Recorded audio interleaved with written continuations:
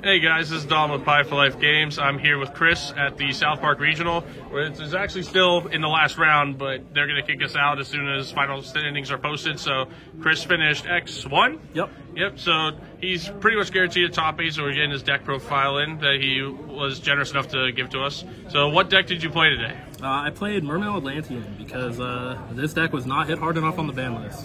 All right, let's see the spice that you cooked up for today. Sure. So we're playing 3 Neptibus, of course, 3 Abysteus, 3 Pike, and 3 Rhine, kind of your standard starter cards. I am still playing Coelacanth. Even though we don't have Toad, Coelacanth just gives you a lot of extra pushes in the deck, and I think it's really important to max out on that. So all of those. And for the other Atlantean stuff, 3 Dragoons, 3 Squad for your pitch cards, 2 Poseidra. Maining 3 of this is a thing you could do, but my deck's already 43 cards, and I wanted to keep the card count as low as possible, so I open a lot of waters. But definitely something you could try and get this card to 3 in your list. 1 Infantry. So that's the Mermail stuff, Mermail Atlantean stuff. For the other water stuff, we have Coelacanth and Grethus. Like I mentioned earlier, these are just really extra pushes to the deck. They add a lot of ceiling. Instead of going for a bunch of rank 4s, you're going for level 7 synchros, which I can talk about, and level 10 synchros later. So this card ends up being really important. Minstrel, Immel, and Glacia, the cards that should have got hit on the list that did not get hit on the list. So agreed. Goodbye hand. And then I played Raiho. So General Raiho. In testing, Barrier Statue seemed better for the most part. However, I was really concerned about the mirror match, and I was really concerned about Crystron, mostly because I was a little bit underprepared for that deck, and that was my one loss. But this card just felt like it was way better into those decks, obviously, and then it was still good enough into other decks. This card won me multiple matches against the Ryziel Fiendsmith deck, just because even though they're adding on every search, they're also discarding, so they just go through all their resources. This card was very good for me. I didn't summon it a lot early, because I was going second most of the early rounds of the tournament, but once I actually started winning die rolls, this card was very good. Just 2 spell cards, 1 for 1 in Pros. The deck has a little bit of a consistency issue, so these cards are just, more options to see your plays. And then I played 15 hand traps, so I played the 6 Charmies, because these cards are actually insane in this deck, because the more engine you have, the more pushes you have, you can break boards that you really shouldn't be able to if they disrespect this card.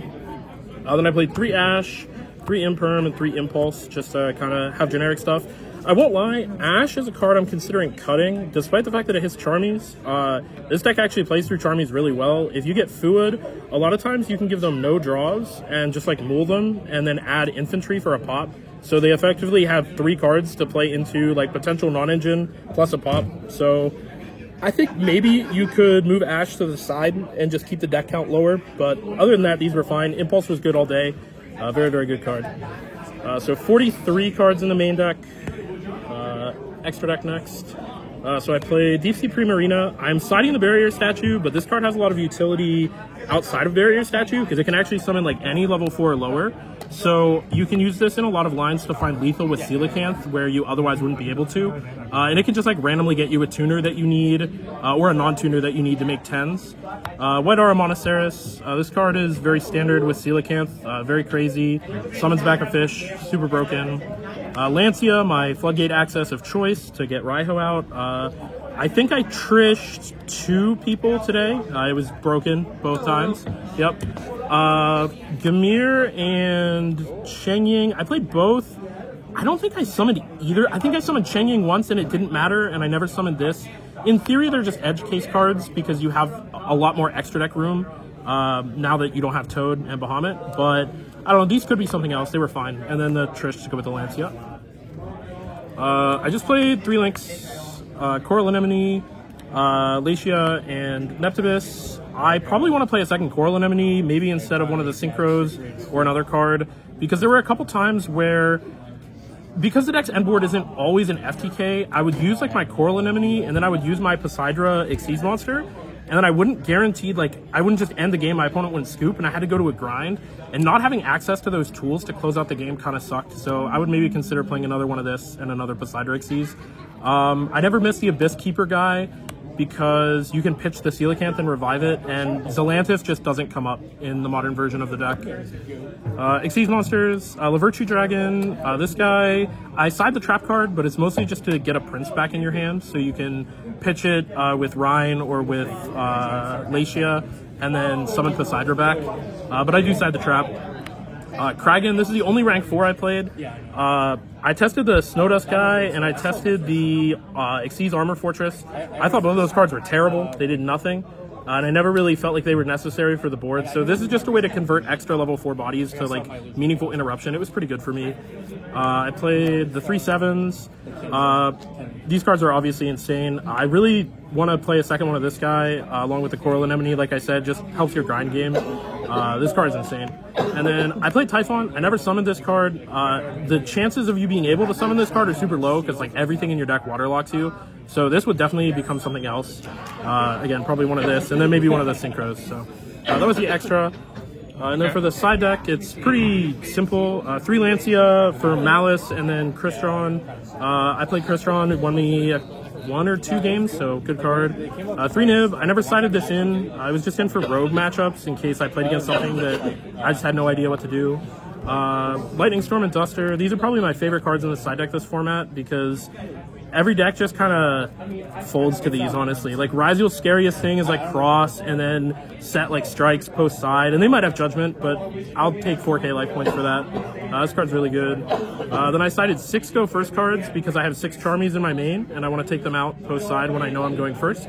So I played the Barrier Statue as another win condition, just more ways to cheese wins. More Minstrels, because this card is probably the most unfair card in the deck. Call by the Grave, randomly stop shifter. Droll is another card. Honestly, Droll isn't super big problem for this deck going first.